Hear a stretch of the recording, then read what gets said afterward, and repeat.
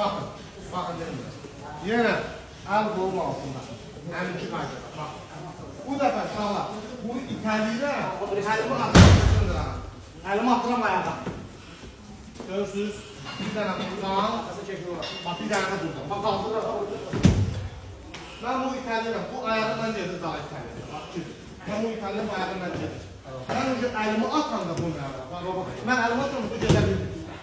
İki verdiniz. Elimle onun qabağını kəsirəm. Bir dənə buradan durulur, gəlirəm, bir dənə buradan. Dala götürə bilərsiniz. Dedim axı dala götürün. Bir dənə sağdan, bir dənə sola. Siz burada çox fikirləşdiniz. Burada fikirləşsiniz, beynin qarşı.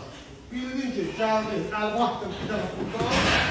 Gəldik, sırasında bir dənə buradan. Eyni qaydada sonra. Başa düşdük, yaxınlaşaq.